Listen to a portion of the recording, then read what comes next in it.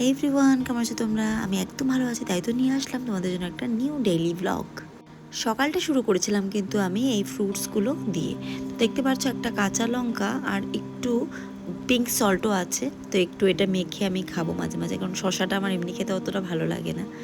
তার সাথে নিয়ে নিয়েছিলাম একটু ছাতুর ঘোল। আর তোমরা তো সবসময় আমাকে দেখো ক্লাস করাচ্ছি, জুম্বা করাচ্ছি, ওয়ার্কআউট করাচ্ছি বা ডান্স করাচ্ছি, কিন্তু আজকে তোমাদেরকে আমি একটা অন্য মিতালিকে দেখাবো, আমার একটা আলাদাই রূপ। আমি যে কতটা ভালোবাসি গার্ডেনিং করতে সেটা তোমরা দেখতে পারবে, কতটা হাত তাক আমি চলে যাই। তো সেটা তোমাদের সাথে শেয়ার করব। তো সকাল সকাল খাওয়া দাওয়া করে আমার ছিল আজকে প্ল্যান বাগানে যাওয়ার, কারণ কিন্তু আমার বাগানটা একদম পরিষ্কার করে দিয়েছিল ওই কাকু। আর আমি বলেছিলাম একটু জায়গা বানিয়ে রাখতে, কারণ আমি আজকে বীজ লাগাবো। তো চলো তোমাদেরকে নিয়ে যাই আমার বাগানে। খাওয়া দাওয়া শেষ করে আমি কিন্তু কাস্তে হাতুড়ি নিয়ে চলে গেছিলাম বাগানে। দেখতে পাচ্ছ পরিষ্কার হয়ে গেছে, সব জঙ্গল চলে গেছে। এবার দেখো বৃষ্টিতে এই অবস্থা আমার বাগানের। আর তোমরা কিন্তু আমার আগের ব্লগে দেখেছো আমি উচ্ছে আর ঢ্যাঁড়সের বীজ কিনে নিয়েছিলাম, সেটাই লাগানোর পালা ছিল। হাজব্যান্ড যেহেতু বাড়িতে ছিল না, ও আলিপুরদুয়ার গেছিলো, তাই আমি কিন্তু একাই চলে গেছিলাম বাগান করার জন্য। দেখতে পাচ্ছ পুঁই গাছগুলো কিন্তু বেশ মোটাসোটা হয়ে উঠেছে কর্নারেরটা। আর আমি একদম রেডি এখন বাগানের তৈরি জায়গাগুলোতে বীজ লাগানোর জন্য। দেখতে পাচ্ছ 3টা রো করা আছে। আমি কাকুকে আগের দিনই বলে দিয়েছিলাম এরকম লম্বা লম্বিভাবে রো করে দিতে। যদিও আমি আর একটু বড় করতে বলেছিলাম, উনি বুঝতে পারেনি, আমি বাইরে উপর থেকে বলে দিয়েছিলাম। তো দেখতে পাচ্ছ আমি 3টা রোতে কিন্তু ঢ্যাঁড়সের বীজ লাগাচ্ছি, ঠিক আমার হলুদ গাছ যে আছে ওইভাবে। কারণ কি জায়গাটা অনেকটাই বড়, প্রায় 2 কাঠা জমি আছে এখানে। ওর মাঝখানে কিন্তু এভাবে অল্প অল্প করে আমি ভরতে পারবো। আর আমরা সবসময় দেখি যে অনেক ভিডিও দেখি এত সুন্দর সুন্দর ফল পাড়ছে, এত সুন্দর সবজি, কিন্তু ওটার পেছনে যে কত খাটনি সেটা তো আমরা দেখি না। কিন্তু আমি যেহেতু আমার ব্লগ আমি শেয়ার করছি, আমি শুরু থেকে তোমাদেরকে সবটা দেখাবো, সেজন্য ভিডিওটা করা। দেখতে পাচ্ছ বীজ বোনা থেকে, বললেই তো হয় না, এর প্রত্যেকটার পিছনে কিন্তু অনেক খাটনি আছে। এই বীজ লাগানো নিজের হাতে, তোমরা বলতে পারবে না যে রেডিমেড বাগান করে নিচ্ছে, এবার সবজি তোলার সময় মিতালি শুধু ভিডিও করছে, কিন্তু সেটা না, আমি কিন্তু নিজের হাতে বীজ বুনছি। এবার দেখো বীজগুলো লাগিয়ে মাটিগুলো একটু কেমন হয়ে গেছিলো, আমি আবার কিন্তু একটা খুরপি দিয়ে সুন্দর করে মাটিটা ঠিকঠাক করে দিয়েছিলাম, যাতে কি না গাছগুলো খুব তাড়াতাড়ি উগে যায়। আর সত্যি বলতে সেদিন ভগবান একটু সাথ দিয়েছিল যে রোদটা কড়াকড়ি উঠেনি, কিন্তু তাও এত গরম লাগছিল, কারণ আমার তো আর প্রতিদিনের অভ্যাস নেই যে এইভাবে আমি কোদাল দিয়ে জমি চাষ করছি। তো এই দিয়ে দেখো এখানে কিছু পুঁই গাছ লাগিয়েছিলাম, কিন্তু একটুকু গ্রোথ হচ্ছে না। আবার খুরপি দিয়ে 4-5টা উঠিয়ে দিলাম, নিচে কিন্তু সার দেওয়া আছে। আর আমি আমার যে দুধ দেয় ওই কাকুকে বলে রেখেছি গোবর সারের কথা, কিন্তু বর্ষাকাল যেহেতু নেওয়া যাচ্ছে না।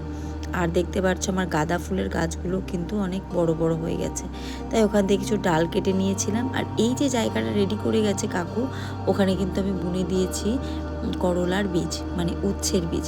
আর এই পাশেও গর্ত করে নিয়েছিলাম আমি নিজেই, আর তারপর একটা একটা করে গাঁদা ফুলের ডালগুলো লাগিয়ে দিয়েছিলাম। বৃষ্টি পেলেই কিন্তু এগুলো একদম সতেজ হয়ে যাবে আর প্রচুর প্রচুর ফুল দিবে পুজোর পর থেকে। আর এই পাশে যেহেতু গাছগুলো অনেক বড় হয়ে গেছে, ভীষণ ঝাঁকড়া হয়ে গেছে, তাই কিন্তু অনেকগুলো ফুল দিবে। আর বাগানটাকেও কিন্তু খুব সাজানো মনে হবে যখন ফুল আসবে, দেখতে দারুণ সুন্দর লাগবে। আর দেখতে পাচ্ছ অনেকগুলো বীজ কিন্তু বেঁচে গেছে, সেগুলো আমি রেখে দিয়েছি। আমার হাজব্যান্ড আসলে আরেকদিন এভাবে জায়গা বানিয়ে লাগিয়ে দিতে হবে। আজকে কি কি কাজ করলাম সেটা দেখে নাও। এই দেখো এখানে গাঁদা ফুলের ডালগুলো কিন্তু লাগিয়েছি, আর ওই পুঁই গাছের গোড়াটাকেও কিন্তু আমি ভালো করে কুপিয়ে দিয়েছি, যাতে নাকি ওটা ভালো করে গ্রো হয়। আরও কিন্তু অনেক কিছু করেছি। এই পাশটা দেখো আমি উচ্ছের বীজ লাগিয়েছি, এগুলো সব কিন্তু কাকু আগের দিন রেডি করে গেছে জায়গা।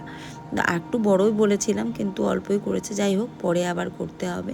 আর এই সাইডটা দিয়ে তোমরা তো দেখলেই 3টে রো করে আমি ঢ্যাঁড়সের বীজ লাগিয়েছি, আর পাশেই দেখো হলুদের গাছগুলো কি সুন্দর লাগছে। আর কি কি লাগিয়েছি তোমাদের সাথে অবশ্যই শেয়ার করব। এই দেখো মিষ্টি কুমড়োর ডগাগুলো কিন্তু এই পাশেরগুলো বেশ ভালো হয়েছে। একটু গোবর সার পেলেই না খুব ভালো হবে, জানো তো, দেখো সুন্দর গজিয়েছে। বৃষ্টিটা যখন একদম কমে যাবে আমি কিন্তু গোবর সার এখানে দেব। আর এই দেখো পুদিনা পাতার গাছগুলো বৃষ্টিতে কেমন যেন হয়ে গেছে। তো যাই হোক, তবুও এই আদা গাছগুলো কিন্তু বেশ ভালোই আছে, দেখতে পাচ্ছ। এগুলো কিন্তু কিছুদিন আগে আমি লাগিয়েছি, কিন্তু গাছগুলো হয়ে গেছে। তো যাই হোক, এখনও অনেকটা ফাঁকা ফাঁকা ফাঁকা লাগছে, কিন্তু একটু একটু করে কিন্তু পুরো বাগানটা সেজে যাবে। আর একটা জিনিস দেখে তো আমি অবাক হয়ে গেলাম, এই দেখো আমের কিন্তু মুকুল এসেছে। এই সময় আমের মুকুল আমি দেখে তো অবাক। আর দেখলাম যে কিছু কালো কালো পিঁপড়া ধরেছে, তো এই পিঁপড়েগুলোকে সরাবার চেষ্টা করলাম, ভাবলাম যে আবার খেয়ে না নেয়। এই সময় আমের মুকুল ভাবা যায়। যাই হোক, আমার মনে হলো এটা 12 মাসের আম গাছ। তো যারা তোমরা এক্সপার্ট আছো তারা জানো, বলতে পারবে, আমি তো জানি না। কিন্তু আর একটা জিনিস দেখো, পেয়ারা গাছ, এগুলো কিন্তু নর্মাল পেয়ারা না, এগুলা কিন্তু একটুকু বীজ নিয়ে এরকম। আর এত কাজ করে দেখো আমি ঘেমে টেমে একদম কামলা হয়ে গেছি। এবার চলে আসলাম বাড়িতে, এসেই তো আমার একটা পার্সেল চলে আসলো। ছেলে সেদিন বাড়ি ছিল, ওই পার্সেলটা খুললো।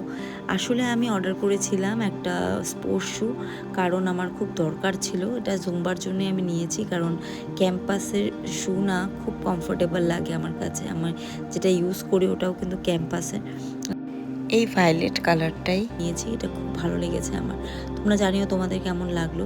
আর এর সাথে কিন্তু আমি অনেক দিন ধরে ভাবছিলাম একটা সানগ্লাস নিব, তাই আমি কিন্তু লেন্সকার্ট থেকে এই সানগ্লাসটা অর্ডার করেছি, যেটা দারুণ দারুণ দারুণ এসেছে। আমার তো খুব হ্যাপি হয়ে গেছি আমি। তো খুব সুন্দর ছিল চশমাটা। তো এই দুটো নিউ পারচেস করেছি আমি, আর আমার খুব পছন্দ হয়েছে।